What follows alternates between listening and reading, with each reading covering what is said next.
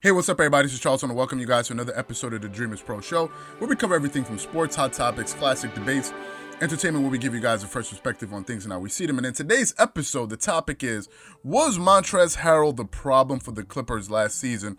So that's the topic I want to get into in today's video. But before we get into that, I want you guys to please make sure you go ahead and hit the like button, hit the subscribe button, hit the notification bell to be notified whenever we drop our content. Also, be sure to check out our Dreamerspro Podcast, which we have linked in the description below. Also, be on the lookout for our Dreamerspro Premium platform that we're launching in the first week of January, and also Dreamerspro.com, our website, which we're also going to be launching towards the end of January. Anyway, we'll keep you guys posted on that. Anyway, so let me get into the topic right here. So obviously, you guys know yesterday there were a lot of Christmas Day games. Merry Christmas to all of the people on the channel and all the newcomers to the channel. Wishing you guys a Merry Christmas here.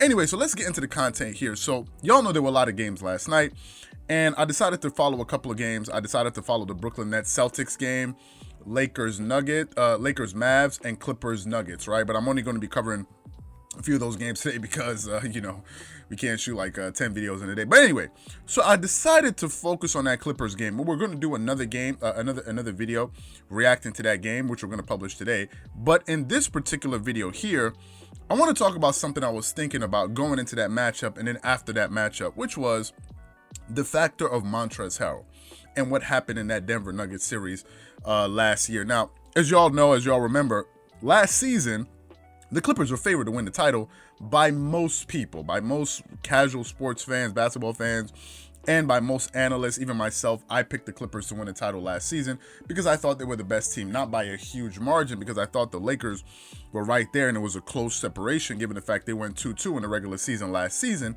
So I thought that those two teams were pretty close, but I gave the Clippers the edge last season. So what happened? They went into the first round, and they played against the Dallas Mavericks in the first round.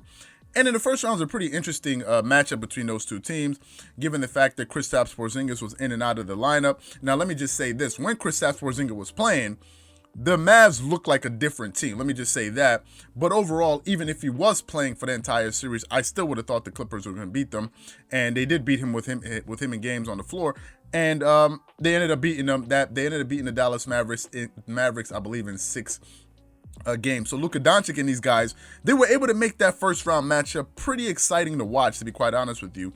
But then we went to the second round because remember, the whole build-up, at least for the Western Conference playoffs, was to see the showdown between the Lakers and the Clippers in the Western Conference Finals. That was the big build-up that we were all waiting for.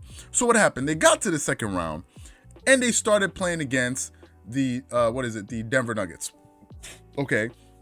They beat them in the first game, then they lost the next game, then they beat them the next 2 games, and then they go up 3-1.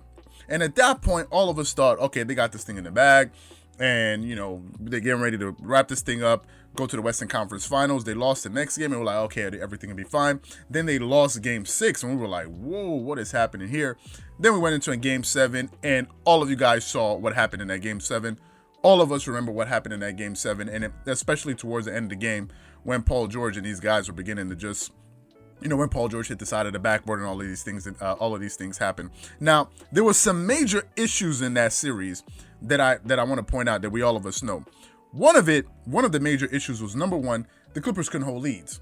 They could not hold leads to save their lives. They could get up in a game 10, 15, 20 points, but then in second half of games, they would just, for some reason, not be able to hold on to leads, and that had to do with coaching, mental discipline, mental focus, and a bunch of other things. And secondly, they could not deal with Jamal Murray, and especially Nikola Jokic, the Joker. He was the one matchup on the floor that was just really, really a problem. I mean, Jamal Murray, you could throw different defenders at him, Marcus Morris, Kawhi Leonard, Paul George. You can give him different looks, but they had no type of defensive package to throw at Nikola Jokic. Their best option was Ivica Zubac. They did not play Joakim Noah, so it was Ivica Zubac and Montrezl Harrell.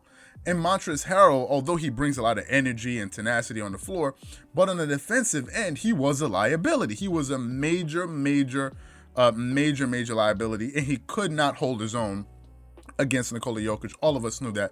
Standing at 6'7", playing power forward, when you're small forward, and Paul George is actually taller than you at 6'8", and Kawhi Leonard are also the same height. So in that series, we just saw that Montrezl Harrell could not contend with this dude. I'm not saying it's the only reason, but it was one of the major reasons that he was a major defensive liability. And also given the fact that his point production dropped from 18.5 points per game or 18.7 points per game all the way to 10 points per game. So he completely disappeared. It went from averaging like I think 7 rebounds a game all the way down to 3 or 2.9 or something like that. So he had a major disappearing act on that team. If we're just going to focus on him for this video. Then the Clippers in the offseason decided, listen, we need to make a change.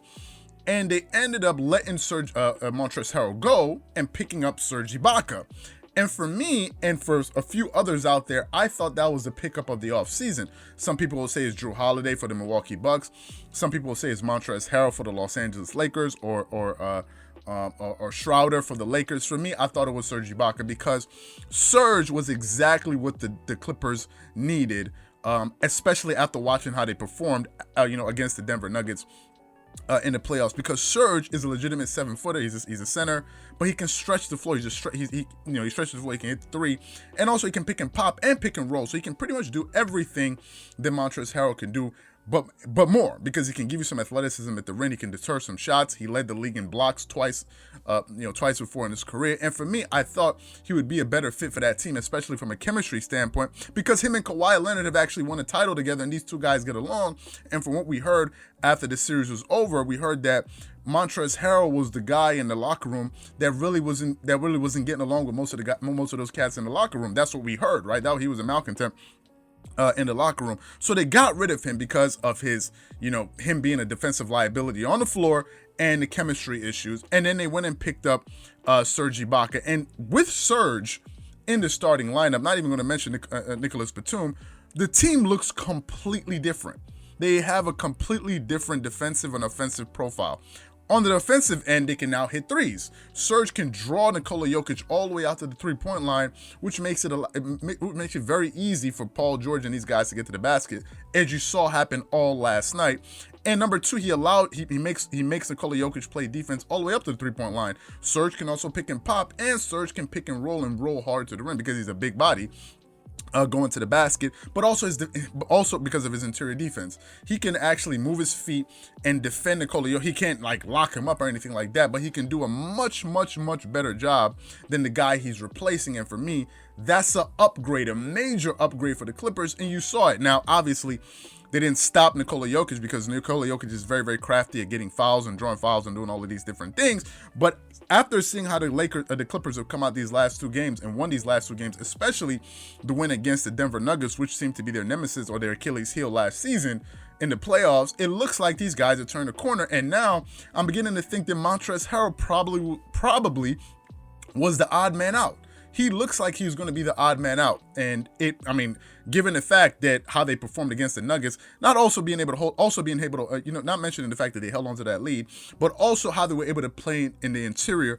And that's the main thing I was waiting to see. And that's why going into that game, I did pick the Clippers to win. I'm sure some of you guys who saw my prediction video know that I picked the Clippers going into that game. But I was very pleased to see the production of Serge Ibaka and how the team was able to play against that team. And for me, I think Montrezl Harrell was probably the problem. I'm not taking a shot at him, but we're just talking from a chemistry and X and O standpoint. I think he was the problem. So and I'll say one final thing though. I do still think that the Clippers need to pick up an additional big, one more center, because as you saw, once Serge got into foul and Ivica Zubac got into foul trouble because this guy Nikola Jokic is just so crafty at drawing fouls. Then they started scrambling on the defensive end, and then now Ivica Zubac became the primary defender on the Joker, which is something I didn't like as much. Anyway, so let me know what you guys think about the video. Let me know what you guys think about what I'm saying in this video. Do you agree with me? Do you disagree with me? Whatever you guys think, please leave your thoughts and comments in the comment section below. Again, if you enjoyed the video, please make sure you go ahead and hit the like button, hit the subscribe button, hit the notification bell to be notified whenever we drop our content. Also, if you enjoyed this video, be sure to check out the next video that we have coming up right here.